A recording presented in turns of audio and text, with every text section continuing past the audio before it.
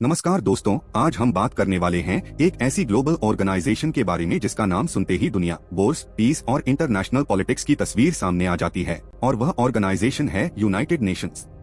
Second world war के बाद जब पूरी दुनिया डिस्ट्रक्शन, जेनोसाइड और न्यूक्लियर वेपन्स के डर से गुजर रही थी, तब यूनाइटेड नेशंस की स्थापना इस सोच के साथ की गई थी कि फ्यूचर में ह्यूमैनिटी को फिर कभी ऐसी तबाही न देखनी पड़े, और इसी आइडिया को एक लाइन में कहा गया, नेवर अगेन। लेकिन आज जब हम Ukraine war, Gaza conflict, Syria civil war, Yemen crisis और अफ्रीका के ऑनगोइंग कॉन्फ्लिक्ट्स को देखते हैं, तब एक सवाल बहुत जोर से उभर कर आता है कि why the United Nations is losing power. क्या यूनाइटेड नेशंस सिर्फ स्पीचेस और मीटिंग्स तक सीमित रह गया है, और क्या ग्लोबल पॉलिटिक्स ने इसे एक वीक ऑर्गेनाइजेशन बना दिया है? आज के इस वीडियो में हम इन्हीं सवालों के जवाब डीप एनालिसिस के साथ समझेंगे। Birth of the United Nations, एक ग्लोबल होप की शुरुआत। यूनाइटेड नेशंस का जन्म साल 1945 में हुआ, जब सेकेंड वर्ल्ड वॉर ने पूरी दुनिया को फिजिकली और मेंटली तोड़ दिया था। मिलियंस लोग मारे जा चुके थे और कंट्रीज यह समझ चुकी थीं कि अगर एक ग्लोबल सिस्टम नहीं बनाया गया तो फ्यूचर वॉर्स ह्यूमैनिटी को खत्म कर सकते हैं। लगभग 50 फाउंडिंग कंट्रीज ने मिलकर एक ऐसा प्लेटफॉर्म बनाया जहां वॉर्स को डिप्लोमेसी के जरिए रोका जा सके, इंटरनेशनल डिस्प्यूट्स को पीसफुली सॉल्व किया जा सके और ह्यूमन राइट्स को ग्लोबल लेवल पर प्रोटेक्ट किया जा सके। यूनाइटेड नेशंस का स्ट्रक्चर काफी पावरफुल डिजाइन किया गया था, जिसमें general assembly, security council, international court of justice, WHO और यूनिसेफ जैसी इंस्टीट्यूशंस शामिल थीं। लेकिन समय के साथ यह साफ होता चला गया कि थ्योरी में जो यूनाइटेड नेशंस पावरफुल दिखता था, रियलिटी में वही ऑर्गेनाइजेशन कई बार हेल्पलेस साबित हो रहा था। सिक्योरिटी काउंसिल और वीटो पावर, सबसे बड़ी कमजोरी। यूनाइटेड नेशंस सिक्योरिटी काउंसिल को सबसे पावरफुल बॉडी माना जाता है क्योंकि इसके पास सैंक्शंस लगाने, मिलिट्री एक्शन अप्रूव करने और पीस कीपिंग मिशंस भेजने की अथॉरिटी होती है। लेकिन इसी काउंसिल के अंदर मौजूद वीटो पावर पूरे सिस्टम की सबसे बड़ी कमजोरी बन चुकी है। United states, Russia, China, United kingdom और फ्रांस जैसे 5 परमानेंट मेंबर्स अगर किसी रेजोल्यूशन को वीटो कर देते हैं तो चाहे बाकी दुनिया उसके सपोर्ट में क्यों न हो, डिसीजन वहीं रुक जाता है। यूक्रेन वॉर के दौरान रशिया अपने खिलाफ किसी भी स्ट्रॉन्ग एक्शन को वीटो कर देता है। वहीं गाजा कॉन्फ्लिक्ट में यूनाइटेड स्टेट्स कई रेजोल्यूशंस को ब्लॉक करता है, और इसका नतीजा यह होता है कि यूनाइटेड नेशंस जस्टिस के आधार पर नहीं बल्कि पावर पॉलिटिक्स के आधार पर ऑपरेट करता हुआ दिखाई देता है।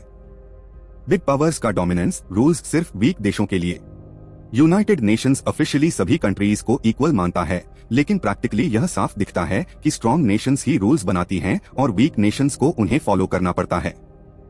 इराक इन्वेशन, लीबिया रेजीम कोलैप्स और अफगानिस्तान में डेकेड्स तक चली वॉर के दौरान यूनाइटेड नेशंस या तो साइलेंट रहा या फिर इनइफेक्टिव नजर आया, क्योंकि पावरफुल कंट्रीज अपने नेशनल इंटरेस्ट को ग्लोबल सिक्योरिटी के नाम पर जस्टिफाई कर देती हैं। जब बिग पावर्स इंटरनेशनल लॉ तोड़ती हैं, तब यूनाइटेड नेशंस कुछ खास नहीं कर पाता, लेकिन वही लॉस जब वीक कंट्रीज तोड़ती हैं, तो सैंक्शंस और प्रेशर तुरंत देखने को मिलते हैं। UN रेजोल्यूशंस, पेपर पर स्ट्रॉन्ग, ग्राउंड पर वीक। यूनाइटेड नेशंस द्वारा पास किए गए रेजोल्यूशंस सुनने में बहुत स्ट्रॉन्ग लगते हैं, लेकिन ग्राउंड रियलिटी में तब तक कोई फर्क नहीं पड़ता जब तक सिक्योरिटी काउंसिल उन्हें एनफोर्स न करे।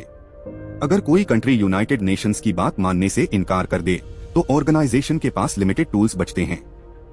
इसराइल पैलेस्टाइन कॉन्फ्लिक्ट इसका सबसे बड़ा एग्जाम्पल है, जहां डेकेड्स से रेजोल्यूशंस पास हो रही हैं, डिबेट्स हो रही हैं, लेकिन ग्राउंड पर सिचुएशन लगभग वैसी ही बनी हुई है, और इसी वजह से आम लोगों के मन में यह सवाल पैदा होता है कि अगर यूनाइटेड नेशंस एनफोर्स ही नहीं कर सकता, तो उसकी अथॉरिटी का असली मतलब क्या है? चेंजिंग वर्ल्ड ऑर्डर, पुराना स्ट्रक्चर, नई दुनिया। यूनाइटेड नेशंस का स्ट्रक्चर उस वर्ल्ड ऑर्डर पर बेस्ड है जो 1945 में एग्जिस्ट करता था। लेकिन आज दुनिया कम्प्लीटली बदल चुकी है, और अब हम एक मल्टीपोलर वर्ल्ड में जी रहे हैं, जहां चाइना, इंडिया, मिडिल ईस्ट और अफ्रीका का इन्फ्लुएंस लगातार बढ़ रहा है।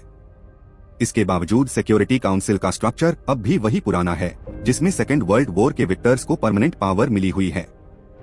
इंडिया जैसे 1.4 बिलियन पॉपुलेशन वाले देश को परमानेंट सीट नहीं मिलती, जिससे यूनाइटेड नेशंस की क्रेडिबिलिटी और रेलेवेंस पर सीरियस सवाल उठने लगते हैं। फंडिंग क्राइसिस, पैसा जहां से आता है, इन्फ्लुएंस वहीं होता है। यूनाइटेड नेशंस का बजट लार्जली कुछ ही रिच कंट्रीज पर डिपेंड करता है, खासकर यूनाइटेड स्टेट्स पर, और जब फंडिंग डिले होती है तो peace keeping missions, humanitarian add और डेवलपमेंट प्रोग्राम्स सीधे प्रभावित होते हैं। जिस कंट्री का पैसा ज्यादा होता है, उसका इन्फ्लुएंस भी डिसीजन मेकिंग में नेचुरली बढ़ जाता है।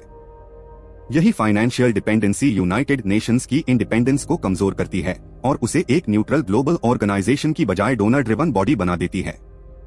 वॉर्स, जेनोसाइड और यूनाइटेड नेशंस की failures. Rwanda genocide, Syria civil war, Yemen humanitarian crisis और सूडान कॉन्फ्लिक्ट जैसे इवेंट्स यह दिखाते हैं कि यूनाइटेड नेशंस कई बार सिचुएशंस को प्रिवेंट करने में फेल रहा है।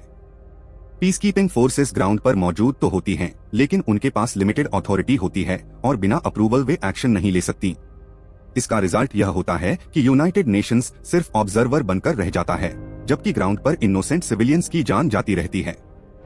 रीजनल पावर्स और न्यू अलायंसेस का राइज।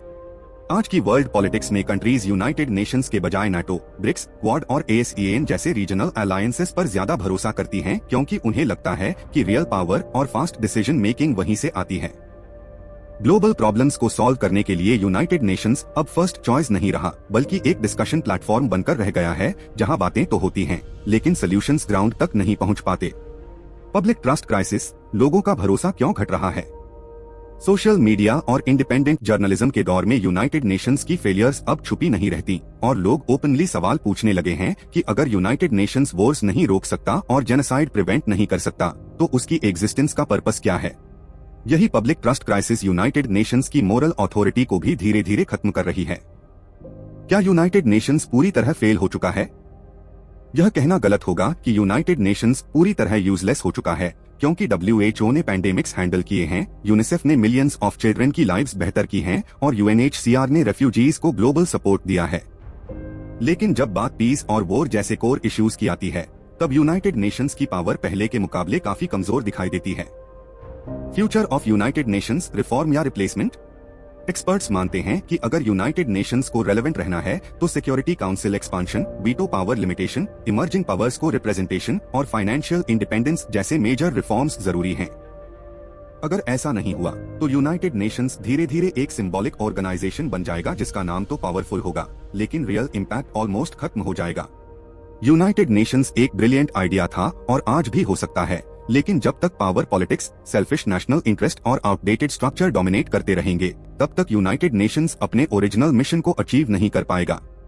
असली सवाल यह नहीं है कि यूनाइटेड नेशंस फेल हो रहा है, बल्कि असली सवाल यह है कि क्या दुनिया सच में यूनाइटेड नेशंस को पावरफुल बनाना चाहती भी है। अगर आपको यह वीडियो इंफॉर्मेटिव लगी हो, तो वीडियो को लाइक, शेयर और सब्सक्राइब जरूर करें। कमेंट में बताइए कि क्या यूनाइटेड नेशन अपनी पावर्स वापस से स्ट्रॉन्ग कर सकता है या नहीं। और ऐसी डीप एनालिसिस डॉक्यूमेंट्री वीडियोस के लिए स्टे ट्यून्ड।